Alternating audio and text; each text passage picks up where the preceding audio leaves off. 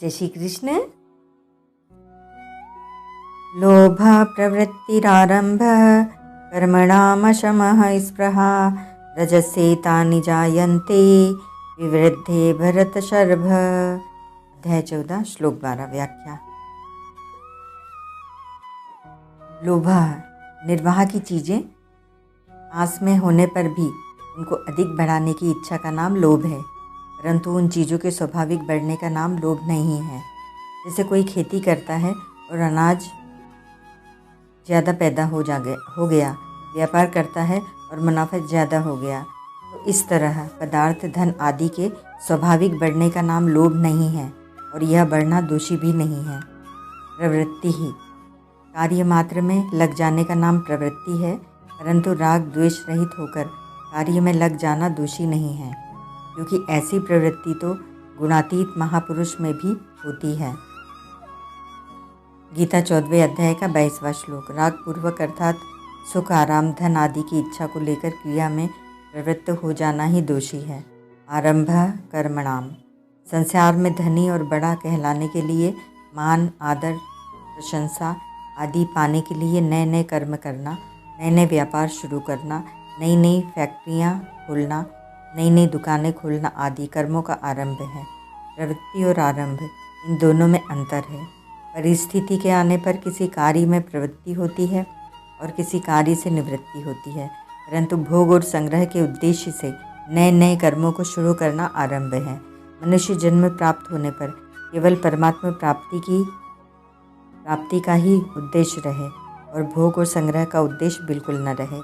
इसी दृष्टि से भक्ति योग और ज्ञान योग में सर्वारंभ परित्यागी 12वें अध्याय का 16वां और 14वें अध्याय का 25वां श्लोक पद से संपूर्ण आरंभों का त्याग करने के लिए कहा गया है। कर्मयोग में कर्मों के आरंभ तो होते हैं, पर वे सभी आरंभ कामना और संकल्प से रहित होते हैं। गीता 4 अध्याय का 19वां श्लोक। कर्मयोग में ऐसे आरंभ दोषी भी नहीं है, क्योंकि कर्मयोग में कर्म करने का विधान है और बिना कर्म किए कर्मयोगी योग समता पर आरूढ़ नहीं हो सकता। गीता 6 अध्याय का 3रा श्लोक। अतः आसक्ति रहित होकर प्राप्त परिस्थिति के अनुसार कर्मों के आरंभ किए जाएं, तो वे आरंभ नहीं है, प्रत्युत प्रवृत्ति मात्र ही है, क्योंकि उनसे कर्म करने का राग मिटता है। वे आरंभ निवृत्ति देने वाले होने से दोषी नहीं है। अशमः, अंतःकरण में अशांति हलचल रहने का नाम अशम है।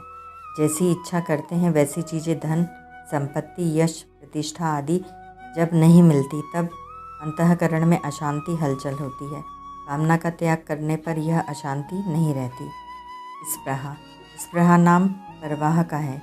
जैसे भूख लगने पर, अन्न की प्यास लगने पर, जल की जाड़ा लगने पर कपड़े की परवाह आवश्यकता होती है। वास्तव में भूख प्यास और जाड़ा इनका ज्ञान होना दोषी नहीं है, प्रत्युत अन्न जल आदि मिल जाए ऐसी इच्छा करना ही दोषी है। साधक को इस इच्छा का त्याग करना चाहिए, क्योंकि कोई भी वस्तु इच्छा के अधीन नहीं है। राजस्येतानि न जायन्ते निवृद्धे भरतशर्भ। जब भीतर में रजोगुण बढ़ता है तब उपर्युक्त लोभ प्रवृत्ति आदि वृत्तियाँ बढ़ती हैं। ऐसे समय में साधक को यह विचार करना चाहिए कि अपना जीवन निर्वाह तो हो ही रहा है, फिर अपने लिए और क्या चाहिए। ऐसा विचार करके रजोगुण की वृत्तियों को मिटा दे, उनसे उदासीन हो जाए। विशिष्ट भाव। रजोगुण के बढ़ने पर सत्वगुण के प्रकाश और ज्ञान दब जाते हैं। रजोगुण असंगता का विरोधी है। रजो रगात्मकम विद्धि। गीता 14:7। क्रिया और पदार्थ संग करने के कारण यह मनुष्य को योगारूढ़ नहीं होने देता, कारण कि मनुष्य क्रिया और पदार्थ से असंग होने पर ही योगारूढ़ होता है। गीता 6 अध्याय का 4था श्लोक। ओम तत्सत।